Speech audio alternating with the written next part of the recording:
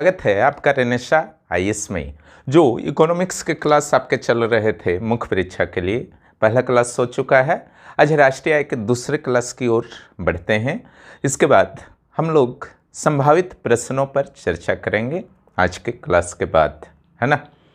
आशा है कि आप जीडीपी और एनडीपी को समझ गए होंगे, है ना। आज अन्य अवधारणाओं को समझते हैं। जी भी ये पिछली बार मैं नहीं बता पाया था, उसको मैं आज क्लियर करने का प्रयास करूंगा। लेकिन उससे पहले चलिए जीडीपी और जीएनपी में हम लोग संबंध को थोड़ा सा समझ लेते हैं।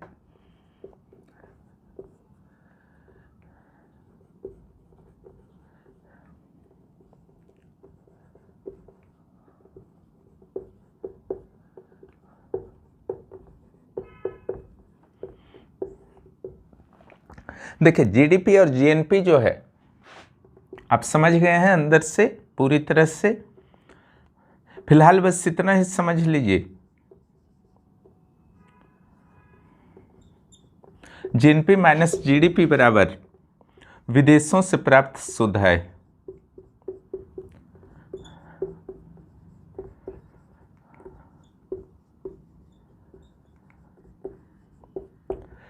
इसको समझने के लिए एक एग्जाम्पल हम लोग लेते हैं। मान लीजिए कि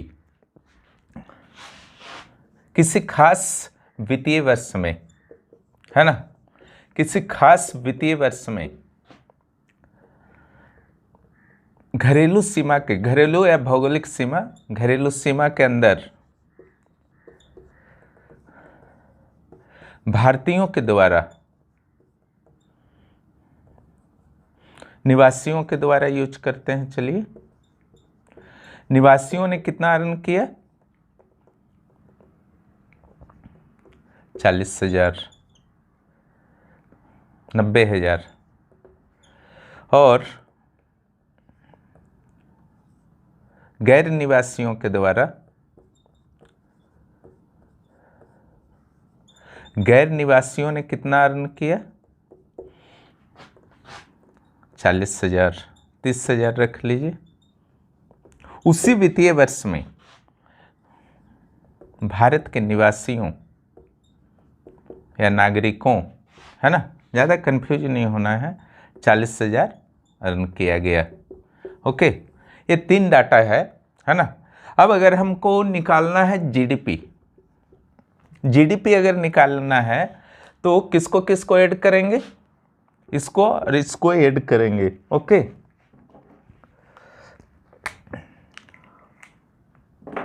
जीडीपी अगर निकालना है तो इसको और इसको ऐड करेंगे।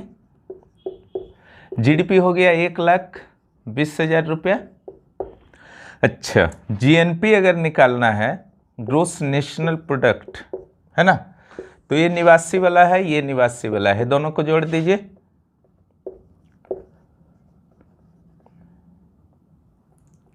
नब्बे और 40, 1,30,000 मान लीजिए। ओके, अब जीडीपी और जीएनपी में डिफरेंस निकालिए। जीएनपी माइनस जीडीपी कितना आया? 10,000। इतना ही ना आया? ये दोनों का डिफरेंस कितना आया? 10,000। यही हुआ विदेशों से प्राप्त शुद्ध आय। डायरेक्ट भी आप कर सकते हैं, है ना। देखिए, निवासियों के द्वारा टोटल विदेशों में, ये वाला बताए थे ना, विदेशों में कितना अर्न किया गया है? 40,000 रुपया।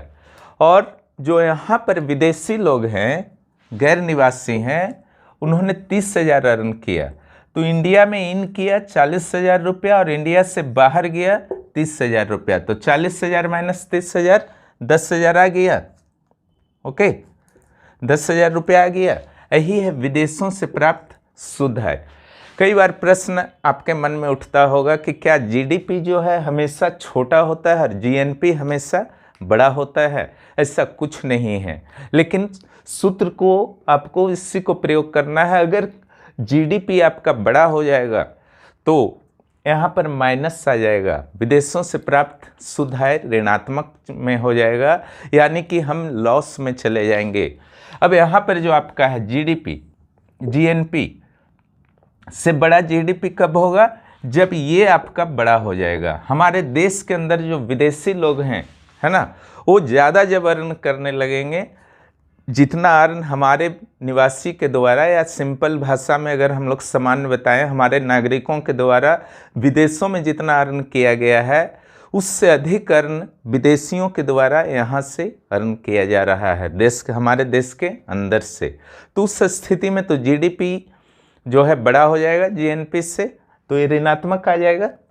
क्लियर हो गया है दोनों में रिलेशन। आगे हम लोग चलते हैं।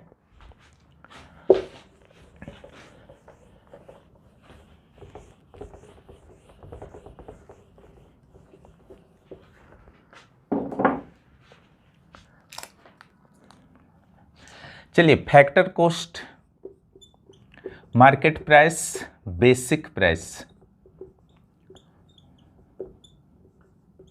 इसको समझिए। देखिए, जब भी कोई भी उत्पादन होता है ना, मान लीजिए एक साइकिल का प्रोडक्शन हुआ एक फैक्ट्री में, है ना, एक खिलौना का प्रोडक्शन हुआ एक फैक्ट्री में, तो फैक्ट्री के अंदर उसके प्रोडक्शन में कच्चा माल हुआ, मजदूरी हुआ, इस सब में जो खर्च वगैरह मिला जुला करके लगता है, तरह तरह का केमिकल्स यूज हुआ, है ना, बिजली का एनर्जी का यूज हुआ, तो वो सब मिला जुला के जितना कॉस्ट होता है उसको फैक्टर कॉस्ट बोलते हैं। मार्केट प्राइस, है ना, जब मार्केट में आ जाता है तो मार्केट में सही नहीं पहुंच जाता है कोई भी सामान। कैसे पहुंचता है? तो उस पर कुछ टैक्स लगता है, इनडायरेक्ट टैक्सेस। जो आप जाते हैं खिलौना दुकान में खिलौना खरीदें या कोई भी वस्तु खरीदते हैं, तो उसका जो दाम होता है वास्तव में फैक्टर कॉस्ट नहीं होता है ना, उसमें कुछ टैक्सेस जुड़ा हुआ होता है ना। टैक्स जुड़ा हुआ रहता है किसमें? फैक्टर कॉस्ट में। और माइनस क्या रहता है? तो माइनस जो आपका रहता है वह रहता है सब्सिडी, अनुदान, छूट। कोई भी छूट अगर दिया जाता है सेंट्रल गवर्नमेंट के द्वारा या स्टेट गवर्नमेंट के द्वारा, तो उस छूट को क्या किया जाता है? माइनस किया जाता है फैक्टर कॉस्ट में। और टैक्स अगर लगाया जाता है तो उस टैक्स को क्या किया जाता है? प्लस किया जाता है ना। एक आपका है बीपी, इसको जानना जरूरी है क्योंकि जीभीए जो है इसी से संबंध रखता है। जीभीए जो होता है ग्रोस वैल्यू एडेड, है ना, जिस तरीके से जीएसटी वगैरह है, वैट वगैरह है, कर लगाने की एक प्रणाली है, उसी तरह जीडीपी को आकलन करने का यह एक प्रणाली है। ठीक है, बस इतना ही जानिए। जीभीए क्या है? जीडीपी को आकलन करने का एक प्रणाली है, बस इतना ही जानना है आपको। तो जीभीए को जानने के लिए, अच्छी तरह से समझने के लिए बीपी को समझना होगा, है ना। उससे पहले प्रोडक्शन टैक्स,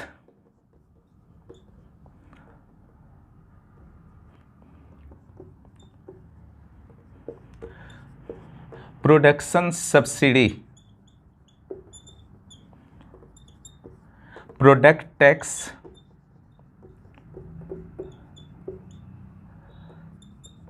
प्रोडक्ट सब्सिडी को समझिए। देखिए, प्रोडक्शन लेवल पर जितने टैक्स लगते हैं, है ना, उसे प्रोडक्शन टैक्स कहते हैं। क्लियर? बिजली पर टैक्स लग रहा है या ज़मीन पे टैक्स लग रहा है, कच्चा माल पर टैक्स लग रहा है, सारे के सारे प्रोडक्शन टैक्स में चले जाएंगे, है ना। ये प्रोडक्ट टैक्स में नहीं जाएंगे क्योंकि सामान तो अभी बना ही नहीं है, तो प्रोडक्ट तो कहला ही नहीं रहा, है ना।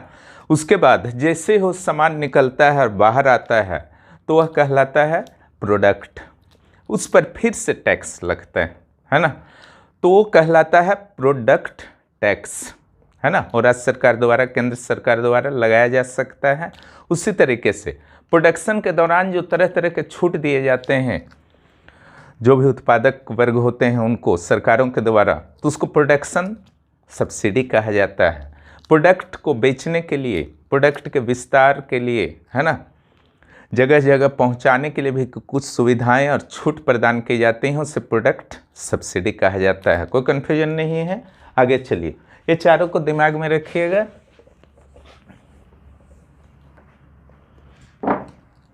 फैक्टर कॉस्ट बीपी, ये हुआ basic price,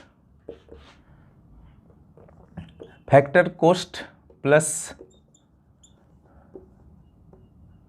production tax minus subsidy, production subsidy. Okay,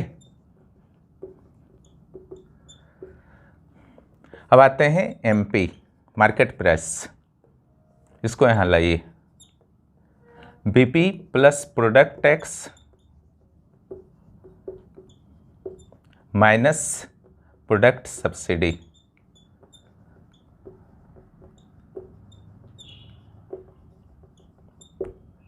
okay, देखिए दोनों में डिफरेंस। बेसिक प्राइस क्या होता है, फैक्टर कॉस्ट के जस्ट बाद निकलता है, जिसमें सिर्फ प्रोडक्शन टैक्स जो है प्लस होता है और सब्सिडी, प्रोडक्शन सब्सिडी जो है माइनस होता है। जबकि मार्केट प्राइस जो होता है वो बीपी से निकलता है, इसमें प्रोडक्ट टैक्स प्लस होगा और प्रोडक्शन सब्सिडी माइनस होगा। लेकिन इन दोनों के बीच क्या रिलेशन है उसको समझिए। ये तो क्लियर हो गया, प्रोडक्शन और प्रोडक्ट पहले ही मैं समझा चुका हूं। मार्केट प्राइस अगर डायरेक्ट फैक्टर कॉस्ट से निकालना हो तो सारे टैक्सेस को जोड़ना होगा, चाहे प्रोडक्शन टैक्स हो या फिर प्रोडक्ट टैक्स हो। क्लियर?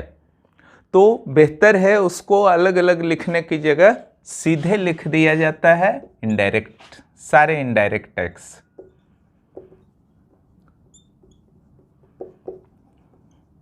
माइनस सब्सिडी जो है प्रोडक्ट, प्रोडक्शन नहीं लिखने का जरूरत है, सिंपल सब्सिडी लिख दीजिए। ओके, बेसिक प्राइस से एक जगह भी काम आएगा, बाकी कोई काम नहीं है। तो मार्केट प्राइस फैक्टर कॉस्ट में अगर आप टैक्स जोड़ते हैं, इनडायरेक्ट टैक्स और सब्सिडी घटाते हैं तो मिल जाता है। तो फैक्टर कॉस्ट बराबर क्या होगा, मार्केट प्राइस में टैक्स जो है माइनस होगा, इनडायरेक्ट टैक्स क्या होगा, माइनस होगा और सब्सिडी उधर जा करके प्लस हो जाएगा। क्लियर? तो ये हुआ आपका फैक्टर कॉस्ट और एमपी के बीच में, मार्केट प्राइस के बीच में रिलेशन। कोई भी कंफ्यूजन हो आप कमेंट कर सकते हैं। अब आगे हम लोग बढ़ते हैं।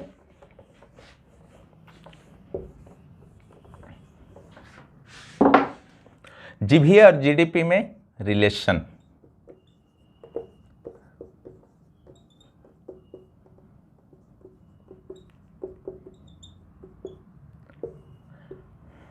ग्रोस वैल्यू एडेड एक प्रणाली है जिसके माध्यम से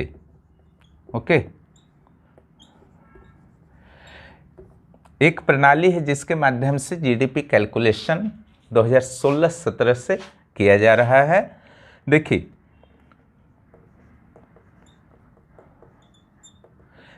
बेसिक प्राइस पर जीबीए है ना जो होता है, उसमें फैक्टर कॉस्ट यहां नहीं लिखा गया है, ध्यान रखिएगा। इनडायरेक्ट टैक्स को जोड़ देना है माइनस सब्सिडी। जीबीए कैसे निकलता है अगले स्टेप में समझते हैं। जीडीपी, जीडीपी जो होता है आपका, इसको बस याद रखिएगा, बेसिक प्राइस का यहीं पर काम देता है। इसीलिए GBA at basic price, GBA at basic price हर जगह आपको मिलेगा, क्योंकि बेसिक प्राइस में ही डायरेक्ट टैक्स को जोड़ा जाता है और सब्सिडी को माइनस किया जाता है, तो जीडीपी प्राप्त होता है ना। जीबीए और जीडीपी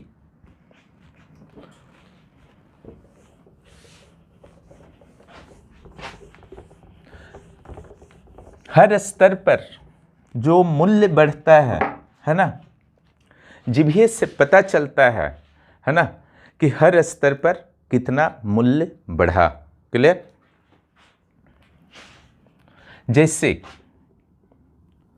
किसान जो था, बेकरी है, मिल है ना, बेकरी है, प्रोसेसर है, फूड प्रोसेसर है ना, ये इनपुट किया, 100 रुपया, है ना। इसको आउटपुट जो मिला है 300 रुपया मिला, है ना। कितना वृद्धि हुआ एक्स्ट्रा? 200 रुपया। क्लियर?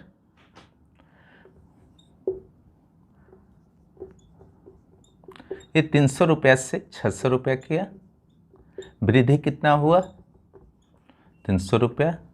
ये 600 रुपया से 1000 कर दिया। मूल्य बढ़ता जा रहा है ना। जो गेहूं था, गेहूं से आटा बना मिल में 400 रुपया। इसको जोड़िए, 4 3 7 2 900 रुपया, है ना। ये जीवीए है, ये जीडीपी है। यहां पर देखिए, इसमें इनपुट कितना किया गया था शुरू में?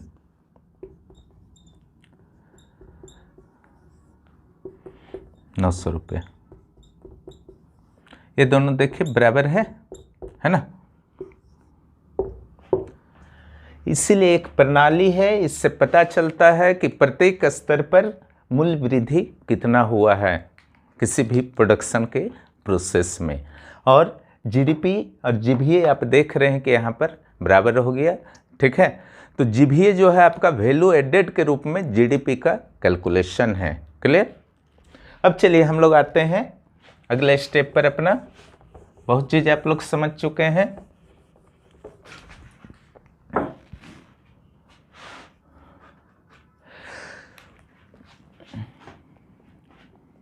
एनडीपी,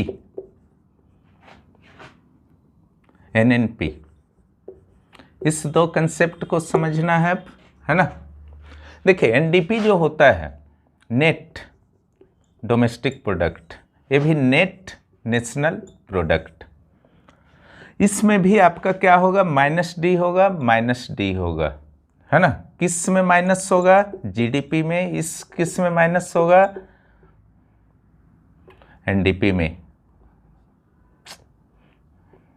जीएनपी में, ग्रोस नेशनल प्रोडक्ट में, है ना। और ये ग्रोस डोमेस्टिक प्रोडक्ट में डिप्रिसिएशन जो है माइनस होगा। डिप्रिसिएशन इट मीन्स मूल्य कटौती।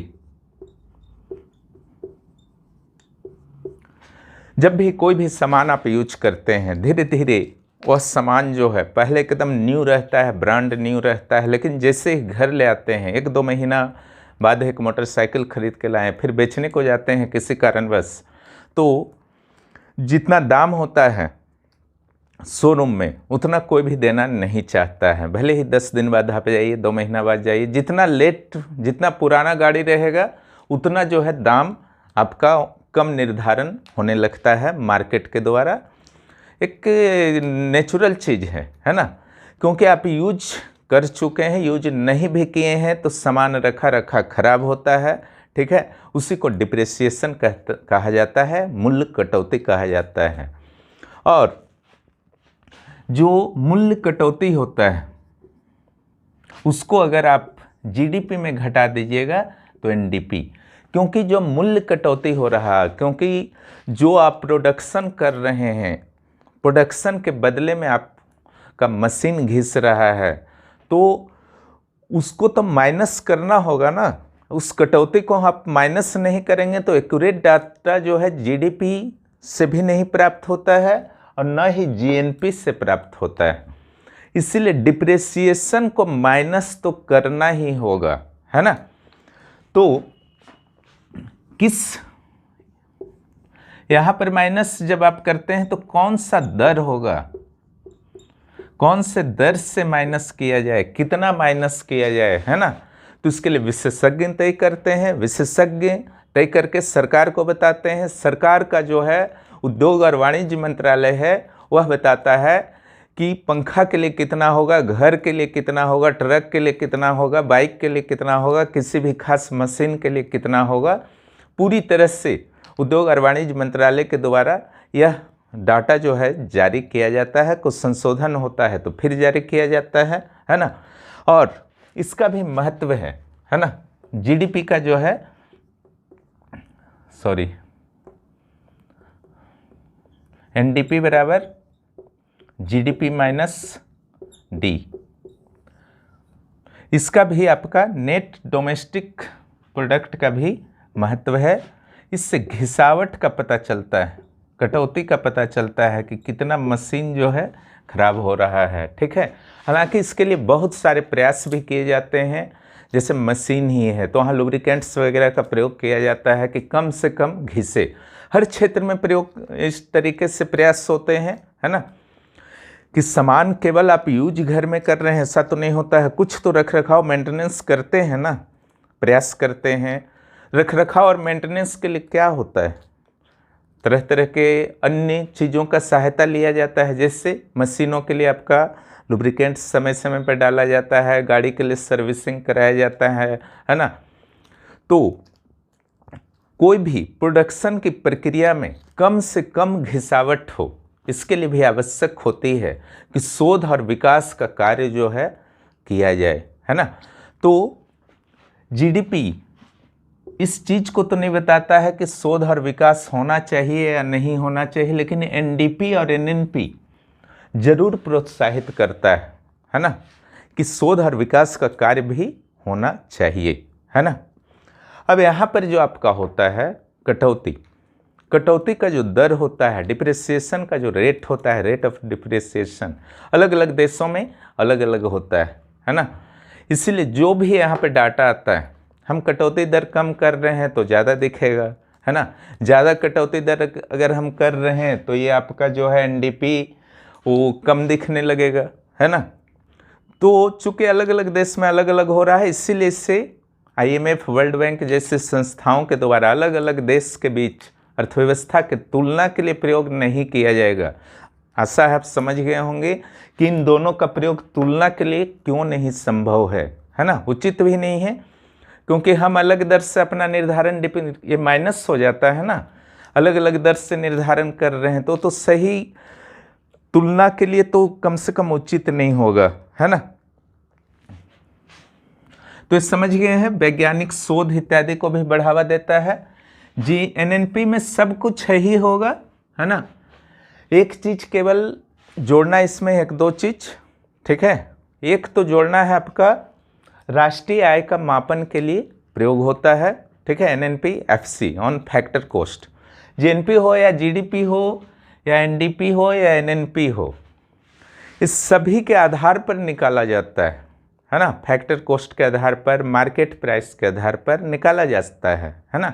अलग अलग कारणों से, अलग अलग उपयोगिता के चलते यहाँ पर राष्ट्रीय आय का निर्धारण होगा। राष्ट्रीय आय का निर्धारण होगा तो उसको जो है आप डिवीजन कर दीजिए पॉपुलेशन से, तो पर कैपिटा जीडीपी, जीडीपी को अगर पॉपुलेशन से तो पर कैपिटा जीडीपी का कैलकुलेशन हो जाएगा। और अगर एनएनपी एफसी को पॉपुलेशन से डिवाइड कर दीजिएगा तो क्या निकल जाएगा, पर कैपिटा इनकम निकल जाएगा। इसके अलावा जो ये चारों मापक आपने पढ़ा है ना, ये चारों मापक का आधार वर्ष एक होता है, ठीक है।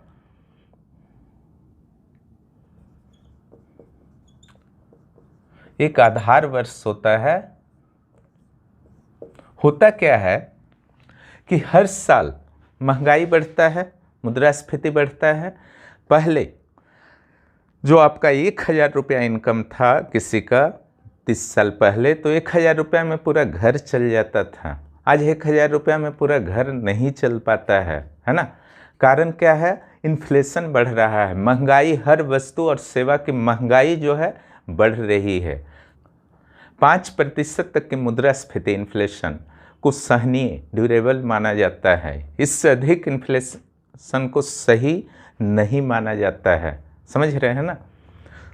तो यहाँ पर आधार वर्ष के अनुसार अगर आप काउंट करते हैं प्रत्येक वर्ष, तो इन्फ्लेशन का प्रभाव आधार वर्ष के मामले में नहीं होता है, ठीक है।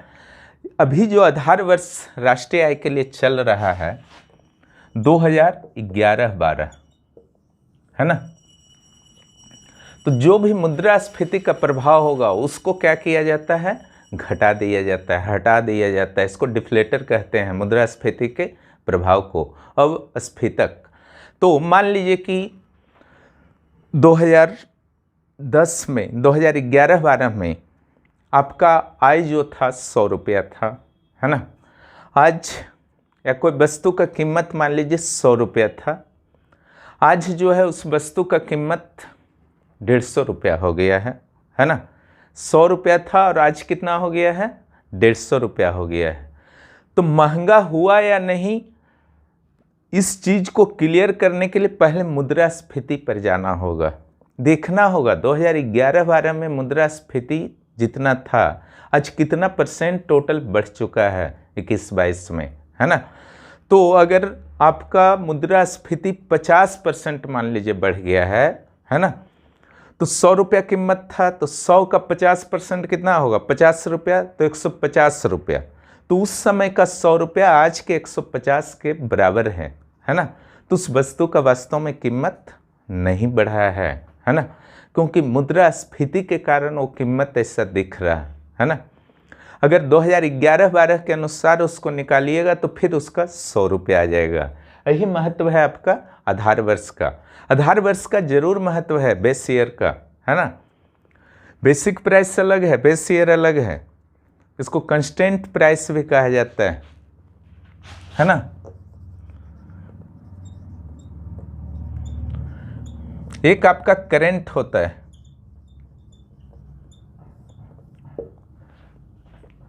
करेंट के आधार पर, यानी कि जो वास्तव में है 150 रुपया दाम है तो 150 रुपया ही काउंट कर लिया, है ना।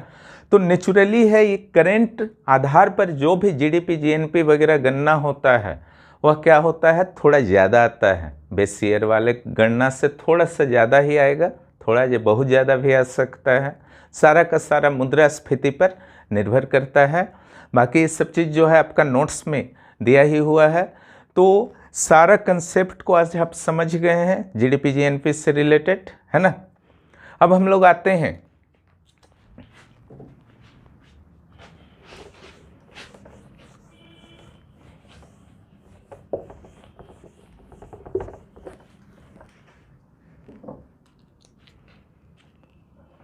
राष्ट्रीय आय मापन का क्या क्या विधि होता है।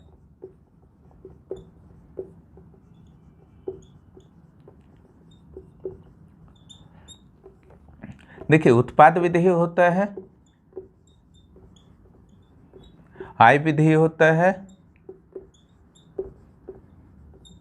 व्यय विधि होता है। ये 3 विधि होता है और भारत में इन तीनों विधियों को अपनाया जाता है ना। देखिए, आय विधि, व्यय विधि और उत्पाद विधि। उत्पाद विधि को ही कहते हैं जीभीय विधि। अभी जो मैंने उदाहरण दिया था, है ना, गेहूं आटा और ब्रेड वाला, उसी को यहाँ पर एग्जाम्पल में डाल देना है उत्पाद विधि में, है ना।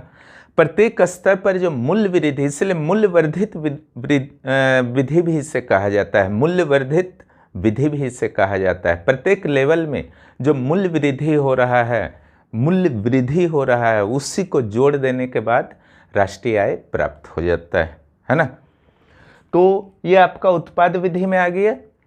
आय विधि में सारे क्षेत्रों से प्राथमिक, द्वितीयक, तृतीयक और जो कुछ अन्य क्षेत्र जो हाल फिलहाल में सीएसओ के द्वारा शामिल किए गए हैं, सारे से मिलाकर जितना भी इनकम हो रहा है, आय हो रहा है, सिंपल जो आपका सबसे अच्छा है इसमें लिखने का जो तरीका आपका है, जो 5 सेक्शन मैंने शुरू में बताया था पिछले क्लास में, है ना, उन 5 से जो प्राप्त होता है, जैसे भूमि हुआ, पूंजी हुआ, साहस हुआ, श्रम हुआ, संगठन हुआ, इन 5 को दिया जाता है। भूमि को लगान दिया जाता है, श्रम को मजदूरी दिया जाता है ना, पूंजी को ब्याज दिया जाता है ना। तो इन लोगों को, सारे लोगों को आय प्राप्त हो रहा ना, संगठन को वेतन दिया जाता है, साहस को लाभ या हानि होता है, तो सबको तो कुछ ना कुछ प्राप्त हो रहा है। इस सारा को मिला करके आप काउंट कर लीजिएगा, जितना भी है छोटा बड़ा हर सेक्टर का, तो राष्ट्रीय आय का गणना हो जाएगा, है ना। व्यय विधि, इन पांचों साधनों के द्वारा जो व्यय किया जाता है ना, तो आय इन लोगों ने व्यय किया और किसी ने आय प्राप्त किया। पिछले क्लास को देख लीजिएगा, पूरी तरह से समझ में आ जाएगा। तो व्यय और आय तो हमेशा बराबर होगा, है ना। तो ये भी व्यय विधि से भी जो है राष्ट्रीय आय निकाला जा सकता है। तो बहुत सारे सेक्टर हैं जहां आपका आय विधि से, कहीं व्यय विधि से, कहीं उत्पाद विधि से आपका निकाला जाता है। तो इसको जो है थोड़ा सा अगर आप याद कर लीजिएगा, हर सेक्टर से 3-4 भी करके अगर आप याद कर लेते हैं कि उत्पाद विधि से कितने कौन कौन सा है, 2-4 उदाहरण दे दिए। व्यय विधि से, है ना, 6 पर CSO का स्थापना जो है 1955 में हुआ था। उसने 6 प्रमुख क्षेत्रों, राष्ट्रीय आय की गणना के लिए 6 प्रमुख क्षेत्रों में और 14 प्रमुख उप क्षेत्रों में विभाजन किया ताकि आराम से गणना हो सके। ठीक है, तो उन 6 और 14 का अगर सारा याद है तब तो बहुत बेहतर है ना। मैं कोशिश करूंगा वो जो आपका लिस्ट है नोट्स का, वो उसको मैं स्क्रीन पर डाल दूं, है ना। तो बहुत बेहतर है कि क्विज में कौन सा विधि, एक बहुत सुंदर सा अगर आप तालिका बना देते हैं, है ना, सारा 6 का और उसका जो पार्ट्स है 14, है ना, सारे मिला के 14 हैं। कौन सा सेक्टर है ना, कौन सा विधि से आपका होता है, तो बहुत ही आकर्षक हो जाएगा। प्रेजेंटेशन जो है बहुत ही अच्छा हो जाएगा। साइमन कुजनेट्स के द्वारा सारी विधियों को बताया गया है। अब ये बहुत से ऐसा नहीं है कि सारे क्रियाओं को जो है राष्ट्रीय आय में शामिल किया जाता है। बहुत सारी ऐसी क्रियाएं हैं जिसे राष्ट्रीय आय में शामिल नहीं किया जाता है ना। जैसे मान लीजिए आपका सबसे अच्छा है आर्थिक क्रियाएं। घर में महिलाएं काम करती हैं, सुबह से रात तक खटती रहती हैं, है ना, या अन्य कोई व्यक्ति भी सुबह से रात तक मान लीजिए घर में पढ़ा रहा है बिना पैसा लिए, तो उनको जो है राष्ट्रीय आय में शामिल नहीं किया जाता है। क्यों? क्योंकि राष्ट्रीय आय का सृजन वे लोग नहीं कर पाते हैं। लेकिन एक चीज़ ध्यान रखिएगा, इन लोग अप्रत्यक्ष रूप से राष्ट्रीय आय में जरूर योगदान देते हैं, है ना। मान लीजिए कि कोई महिला घर में घरेलू हाउस वाइफ हैं और उनके हस्बैंड जो है बाहर वर्क करने को जाते हैं, है ना। वो अगर घर में वर्क नहीं करती, है ना, तो हर चीज़ के लिए हस्बैंड को खर्च करना पड़ता। ठीक है, तो राष्ट्रीय आय में उनका भी तो सहयोग है, तब ना वो इनकम कर पा रहे हैं उस खास महिला के हस्बैंड। क्लियर? पहला ये हुआ। दूसरा, अवैध क्रियाएं, जो गलत तरीके से कालाबाजारी हुआ, भ्रष्टाचार हुआ, है ना, या अवैध लेन देन, जो भी गलत तरीका है कानून की दृष्टि से, उसके माध्यम से अपहरण कर रहे हैं, तो उसको भी राष्ट्रीय आय में शामिल नहीं किया जाता है ना। एक आपका होता है बिना मेहनत का हस्तांतरण। ठीक है, जैसे पेंशन हुआ, बेरोजगारी भत्ता हुआ, इसके लिए जहां मेहनत नहीं किया जाएगा, पैसा नहीं मिल रहा लेकिन मेहनत किया जा रहा, वो वर्ग को भी आप शामिल नहीं करेंगे, है ना। लेकिन जहां मेहनत नहीं किया जा रहा उसके बावजूद भी पैसा मिल रहा, वो भी आपका राष्ट्रीय आय में शामिल नहीं होगा। सबसे अच्छा उदाहरण पेंशन और बेरोजगारी भत्ता है। क्लियर?